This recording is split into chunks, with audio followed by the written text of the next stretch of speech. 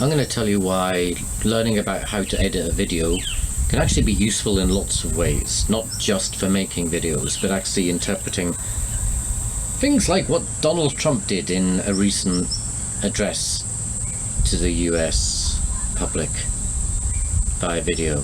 Revealed something kind of interesting. I'll tell you about that. Why I'm negative about Back to the story, because I've got a story. So I've got some top tips on I writing. told you to think critically. It helps people like me stop doing stupid things. Anyway. Okay, so I'm making videos for teaching because I have to teach online. Not just because of COVID, I was doing this before COVID, because I work in a university that is catering to a lot of distance students. So I'm learning videography, as many of us are, and I'm still learning, and I haven't got the hang of it. You know, this is not what I do for a profession, but I'm trying my best. And one of the things I'm learning about is editing, how to edit a video. And you need to learn, traffic. You need to learn things like setting up the video in a quiet space. I haven't learned that lesson. The other lesson is editing a video, and the reason you need to learn to edit a video is, well, there's a number of reasons really. In higher education, we're used to giving hour-long lectures. And I don't think they worked awfully well in the old days, but it was kind of something that most of us did. But we're learning now that an hour-long lecture is probably too long, so we have to shorten it down. And a lot of us are trained to speak for an hour, so it's difficult for us, so we have to edit ourselves down to get into a shorter format. So that's one reason. We go on. I'm going on now. I should stop. I should get to the next point. So the other reason is that we're not perfect. We make mistakes.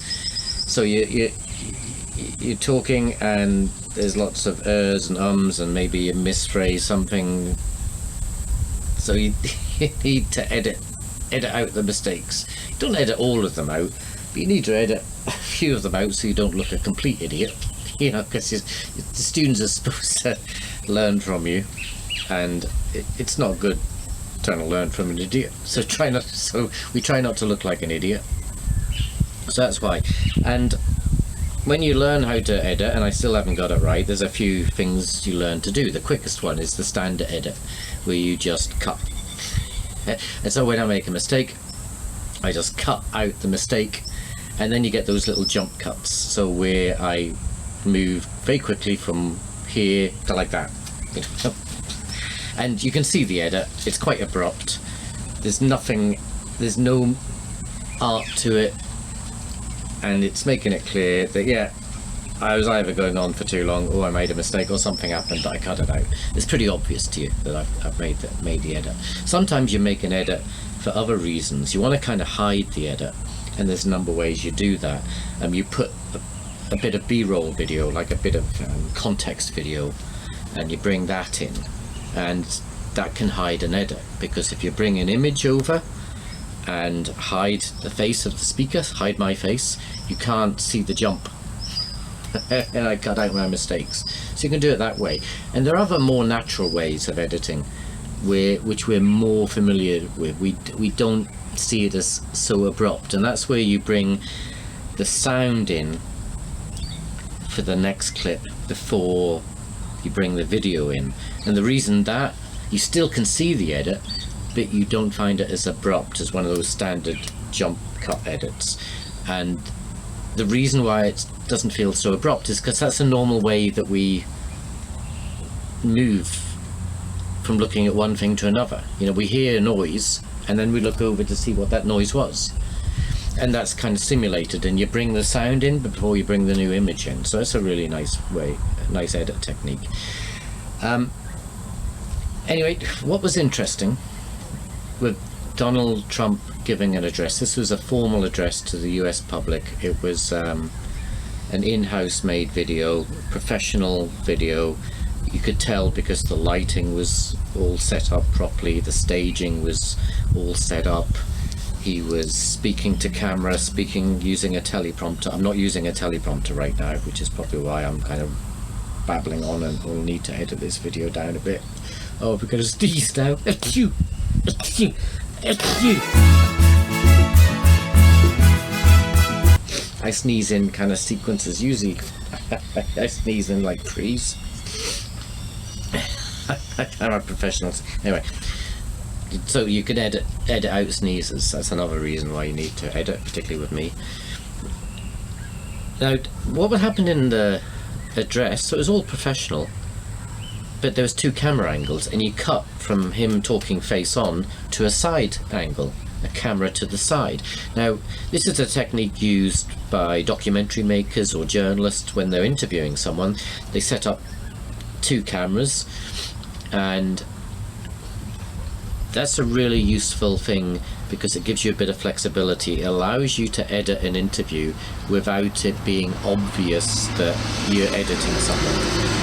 And sometimes that's just because you just don't have much time. You know, you're working to a time limit, so you have to edit down someone's answer because they go on a bit. You know, someone like me, I'll go on a bit. There's more nefarious ways that it's used to cut out the stuff that the interviewer doesn't want the audience to hear. That's not so good. But anyway, the good documentary makers try to represent what people say in the best light, and sometimes that takes a bit of editing. You know, remove all the ums and the ahs and the, you know, picking your nose and stuff that's not going to make the interviewee look great. Anyway, so there's that technique. It's also used sometimes more recently when Zoom is becoming something more ubiquitous. We're all doing it, and it's creeping into drama making. So people are making drama and film showing people using Zoom, and so the person's talking directly to the camera, but of course they're not talking directly to you, they're talking to someone on the other side of the camera. You know, it's a piece of drama. So just to remind you of that, they'll have that camera angled off to the side just to show you that the person is actually talking to the laptop, just to remind you that they're not talking to you, but they're talking to this other person at the other end of the video conference link. So these things, anyway. It's very rare to have that second camera angle when a politician speaks. A politician usually speaks straight to camera off a teleprompter if they're not good at speaking, which Donald Trump isn't actually very good at speaking, sticking to a script, so he's using the teleprompter. And then you got these cutaways to the second camera. And to ensure faith and confidence in all future elections. Now Congress has certified the results. A new administration will be inaugurated on January 20th. My focus now turns to ensuring a smooth, orderly, and seamless transition of power. This moment calls for healing and reconciliation. 2020 has been a challenging time for our people. A menacing pandemic has upended the lives of our citizens.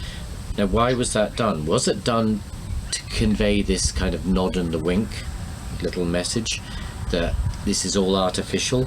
Donald is just talking to someone else, not you. I'm speaking to these guys, not to you. Nod, nod, wink, wink. I don't think it was that. What I think it was they set up 2 cameras because they didn't think the guy could read off the teleprompter without going off track. And we know he does this, he just goes off track.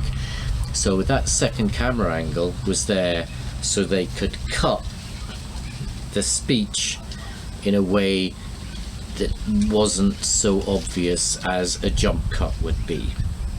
It would be very obvious if it was just one camera straight on and he was talking and then suddenly he jumps and you can see they've edited something out. And if they did that, people would just say, what did they edit out? Did he lose it? Did he have a tantrum? Did he start swearing? You know, did he make a mistake? You know, what happened? So they wanted to avoid that obvious standard jump cut, and so they had that camera on the side. So it suggests a number of things. One, maybe the people who did the filming didn't have much confidence in him, or he was in a spot where he was not able to stick to the script and he needed to vent a little bit, and he was an unwilling speaker. He didn't want to speak off the teleprompter. Something else was going on anyway. So that second camera and the edit in that address made it clear that something weird was going on in that speech, and something was edited out. A lot of stuff probably was edited out. We know Donald Trump, after doing that, was not happy about doing that, and that could be because he just regretted. He mentioned the fact that, you know, there's a new administration coming in, and he might have regretted that, like, oh my god, I've just admitted defeat. Or he might have been unhappy about how he was edited, because he was clearly edited by someone. So who knows? Anyway, he gave a speech a few days afterwards, which was straight to camera, no separate camera angles, reading directly from a teleprompter. Didn't sound as though these were words of his own choosing. Sounded like someone had written the speech for them. That's not uncommon. Most politicians have speech writers. But anyway, it was a very different type of presentation. There were no edits, and it was probably a sign that at that point, when he recorded that second video, something had shifted. He realized that, yeah, he had to stick to his script. So anyway, that's what learning about editing helped me in relation to seeing something was going wrong in that address from the president to the US public. And there was a sign that the guy was unhinged. We kind of all know he's a bit unhinged, but there was a signal there that he was unhinged. I think he couldn't stick to his script. He said some stuff that he shouldn't have said, and it got edited out. Anyway, I might have to edit myself. I have no editor. I don't know if I'm making any sense. So even after the edit of this video, probably still won't make sense. I need an independent editor, I think. Anyway, this video's gone on way too long. Oh my god, it's over 10 minutes. Okay, I'll shut up. Till next time. Ta-da.